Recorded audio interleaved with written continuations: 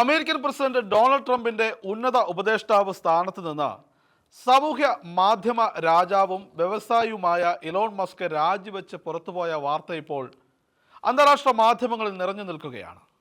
American പ്രസിഡന്റായ ട്രംപിനേക്കാൾ പവറിലേക്ക് Elon Musk എത്തുന്നതായി പലരും ആശങ്കപ്പെട്ടിരുന്ന വേളയിലാണ് ഇലോൺ മസ്കിന്റെ പ്രഖ്യാപനം വന്നിരിക്കുന്നത്. ഇലക്ഷൻ സമയത്ത് അമേരിക്കയിലെ മാധ്യമങ്ങളെല്ലാം വില കൊടുത്തുകൊണ്ട് ഡെമോക്രാറ്റുകൾ നടത്തിയ ട്രംപ് വിരുദ്ധ പ്രചരണങ്ങൾ കമലാ ഹാരിസിന് മേൽക്കൈ നേടിക്കൊടുക്കുമെന്ന ആശങ്കയിൽ കാര്യങ്ങൾ കൊണ്ടെത്തിച്ചപ്പോൾ തൻ്റെ ട്രൂത്ത് സോഷ്യൽ മീഡിയയ്ക്ക് അപ്പുറത്ത് കാര്യങ്ങൾ ഏറ്റെടുക്കാൻ പോകുന്ന മാധ്യമങ്ങൾ ഇല്ലാതായ ഘട്ടത്തിലായിരുന്നു മാധ്യമ രാജാവായ മസ്കുമായി ട്രംപ് കൈകോർക്കുന്നത്. വളരെ പ്രസക്തമായ ഒരു അഭിമുഖത്തിനിടെ താൻ അധികാരത്തിൽ വന്നാൽ മിനിസ്ട്രിയുടെ ഭാഗമായിരിക്കാൻ ട്രംപ് മസ്കിനെ ക്ഷണിക്കുകയായിരുന്നു. പിന്നെ ഡൊണാൾഡ് ട്രംപിൻ്റെ പ്രചരണത്തിന് മസ്ക് ചുക്കാൻ പിടിക്കുകയും പ്രസിഡന്റായപ്പോൾ പറഞ്ഞ വാക്കു പാലിച്ചുകൊണ്ട് ഫെഡറൽ ബ്യൂറോക്രസിയെ കാര്യക്ഷമമാക്കുന്നതിനും പരിഷ്കരിക്കുന്നതിനുമുള്ള ശ്രമങ്ങളുടെ ഭാഗമായി അമേരിക്കൻ പ്രസിഡന്റിൻ്റെ ഉന്നത ഉപദേഷ്ടാവായി ഇലോൺ മസ്കിനെ നിശ്ചിത കാലത്തേക്ക് നിയമിക്കുകയായിരുന്നു. എന്നാൽ താൻ കമ്മിറ്റ് ചെയ്ത കാലാവധി അവസാനിച്ചതിനാലാണ് താൻ പടിയിറങ്ങുന്നതെന്ന് വ്യക്തമാക്കിക്കൊണ്ട് ബുധനാഴ്ച ട്രംപിന് നന്ദി പറഞ്ഞുകൊണ്ട് മസ്ക് രാജി പ്രഖ്യാപിച്ചു.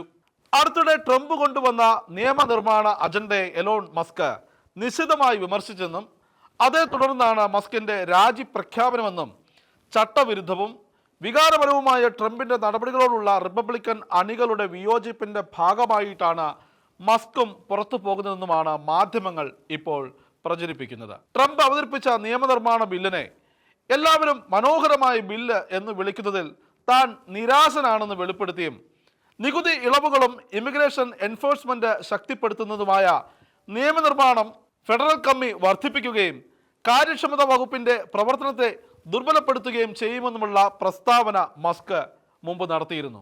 എന്നാൽ അതിനുമപ്പുറത്ത് ട്രംപ് ഗവൺമെന്റ് കാര്യക്ഷമതാ വകുപ്പിന്റെ ഭാഗമായുള്ള ഒരു പ്രത്യേക സർക്കാർ ജീവനക്കാരൻ എന്ന നിലയിൽ തൻ്റെ സമയം അവസാനിച്ചതിനാലാണ് താൻ ഒഴിയുന്നതെന്ന് മസ്ക് വ്യക്തമാക്കിയിരിക്കുകയാണ്.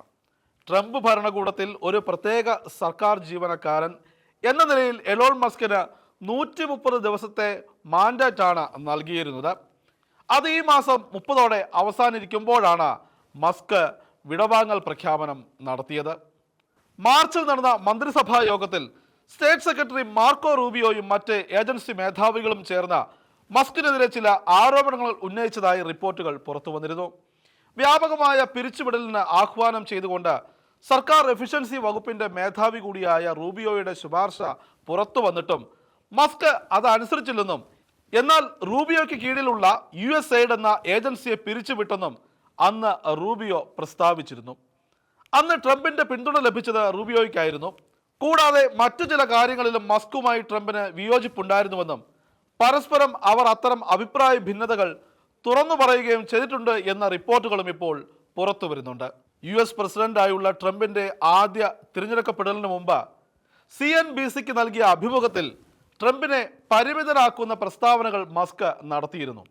എന്നാൽ ട്രംപ് ആദ്യ തിരഞ്ഞെടുപ്പിൽ വിജയിച്ച ഒരു മാസത്തിനു ശേഷം ട്രംപ് മസ്കിനെ ഉബർ CEO ട്രാവിസ് കലാനിക്കൊപ്പം ഒരു സാമ്പത്തിക ഉപദേശക സമിതിയിലേക്ക് നിയമിക്കുകയും ചെയ്തിരുന്നു. എന്നാൽ 2017 ജൂണിൽ പാരീസ് കാലാവസ്ഥാ കരാറിൽ നിന്ന് US പിന്മാറുമെന്ന് ട്രംപ് പ്രഖ്യാപിച്ചപ്പോൾ ഇതുപോലെ തന്നെ പ്രസിഡന്റ് ഉപദേശക സമിതികളിലെ സ്ഥാനങ്ങളിൽ നിന്ന് മസ്ക് രാജിവെച്ചിരുന്നു. ഇപ്പോഴത്തെ ബില്ലിനെ കുറിച്ച് മസ്ക് നടത്തിയ പരാമർശങ്ങളോട് പ്രതികരിച്ച ട്രംപ് അതിൻ്റെ ചില വശങ്ങളിൽ താൻ സന്തുഷ്ടനല്ല, പക്ഷേ അതിൻ്റെ മറ്റു വശങ്ങളിൽ താൻ ആവേശഭരിതനാണ് എന്ന് പറഞ്ഞ് ബില്ലിൻ്റെ പരിമിതികളെ സമ്മതിച്ചുകൊണ്ടാണ് ബില്ലിനെ പിന്തുണച്ചത്. ഏതായാലും മസ്ക് സ്ഥാനമൊഴിയുന്നതോടെ റിപ്പബ്ലിക്കൻസ് അടക്കമുള്ള ഒരുപാട് അമേരിക്കക്കാരുടെ ആശങ്കകൾക്ക് വിരാമമാകുകയാണ്. ട്രംപിനും മേൽ എലോൺ മസ്ക് ഉയർന്നു വരുന്നതിനെ കനത്ത ആശങ്കയോടെയാണ് അവർ നോക്കിക്കണ്ടിരുന്നത്. ട്രംപിന് ശേഷം എലോൺ ലോകത്തെ തന്നെ നയിക്കുന്ന സൂപ്പർ പവറായി മാറുമെന്ന് അവർ ഭയന്നിരുന്നു. ആ ഭയത്തിന് തൽക്കാലത്തേക്കെങ്കിലും വിരാമമായിരിക്കുകയാണ്.